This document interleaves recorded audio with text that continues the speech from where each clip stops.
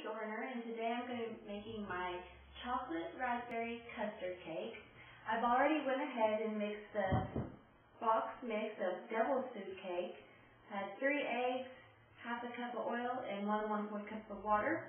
So mix that. I preheated my oven to 350 degrees, and I've sprayed my 9-inch round pan. I like to spray them in advance. I just think it works better. Now, make sure you try to get it evenly into each one. You don't have to measure, just eyeball it. You want it pretty close so that it has pretty even cooking time. Now I'm from Mustang, Oklahoma, which is only about 10 minutes southwest of Oklahoma City. And it's funny, when I tell people this, they always ask if my husband's a cowboy. Just because I'm from Oklahoma does not mean we're all cowgirls and cowboys. We do not live on a farm. We just live in a small neighborhood. Okay, so into the 350-degree oven.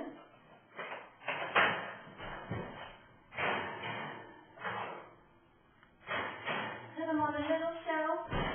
In my oven, 28 minutes is perfect. Your oven, anywhere between 27 and 30 minutes. Yeah, I already have some that have cooled and I've removed from my pan. We'll get to that in a second. So this is devil's food cake. Next we're going to move on to the glaze. Get a medium saucepan. I've already measured out 1 cup of sugar. By raspberry gelatin, I got sugar-free. I know I already have a cup of sugar, but I like to cut back where I can. And 3 tablespoons of cornstarch. That helps it thicken up. So I always like to mix my dry ingredients before I add any wet ingredients. So just stir that up a couple times around. And then you're going to add 1 cup of water, or your stove to medium heat. And all you're going to do here is just keep stirring until it thickens up. It only takes about 5 minutes. It'll start boiling. That's when you know you're good. So just continually stir, and eventually it'll thicken up. I, of course, have already got some thick, my raspberry glaze. It's been sitting. The longer it sits, the thicker it will get. Once it has cooled down, you're going to add raspberries to it. If you have fresh raspberries, that's great. I have frozen raspberries. You just thaw it. Put a few 1 to 2 cupfuls of raspberries. I already have some in there. Just add what you think you'll enjoy. If you like lots of raspberries, lots of that texture, you can add more raspberries.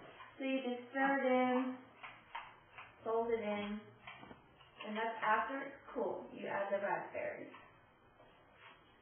Next is the custard. This is my favorite part. You're going to get some whipped topping. You only need about 8 ounces. This is a 16-ounce container, so I'm going to use half of it. I was a math teacher for 3 years, and my students always complain about when they're going to use math. Baking. Half of this.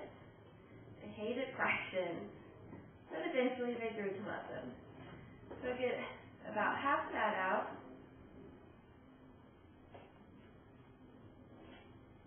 Other half, just put back in your fridge. Use it for something later.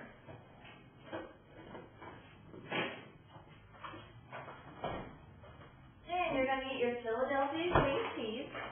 I have this 8-ounce container. Again, I'm only going to use 3/4 of it, so I'm going to use 6 ounces. You're going to want it to be room temperature. Open this up. And this custard that I'm making makes this great icing, which I'm going to use it for, but it also makes a very good fruit dip. If you have a fruit tray, apples, pineapples, great fruit dip what I'm making here. So it doubles as a custard to put on a cake or in the fruit dip. So get 6 ounces of that. The remaining you can store back in your refrigerator. It lasts another 10 days after you open it, so it's good to go. So, I got my Philadelphia cream cheese. Again, I use the 1/3 less fat. Like I said, I like to cut back where I can. Add my whipped topping to it.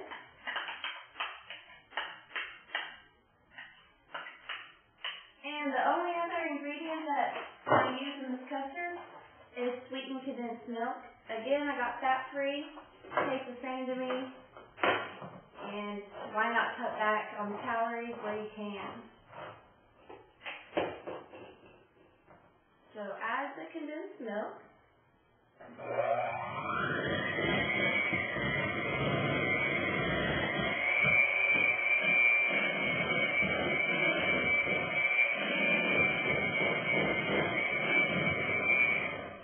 Like I said, it only takes a second. Make sure your cheese is at room temperature. That makes it so much easier to mix. Put it in the center of your plate. Get your raspberry glaze. And put a couple spoonfuls on it. Spread it around. Just eyeball it. You can tell if you need to add a little more or not.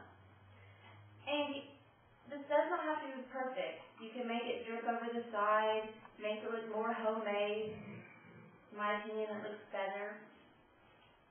I knew this was a good recipe for 2 reasons. When my mom first tried it, she asked for the recipe. Another reason, when my husband first tried it, he went back and got second.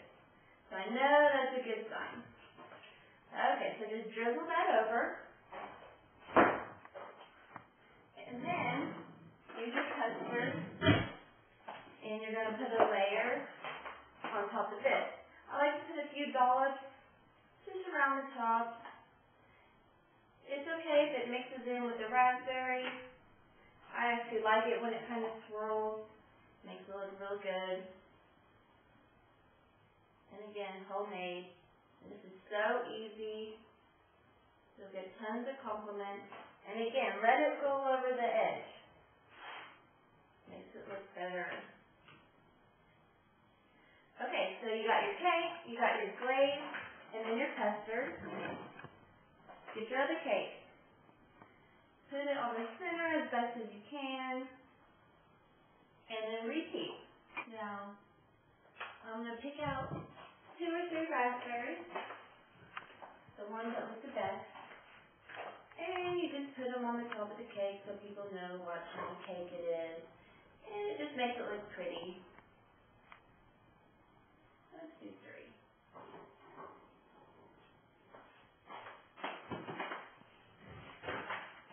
Okay, let's cut this and see what it tastes like.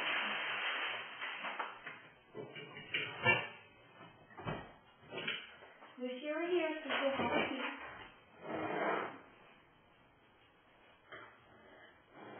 So good. Everyone in your family will like it.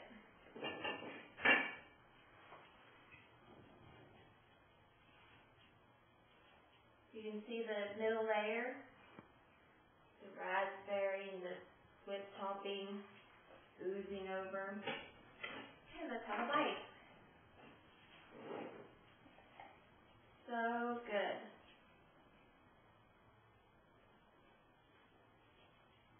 Perfect. Well, thank you for watching my video. I hope you and your family enjoy this recipe and hope to see you again soon. Bye.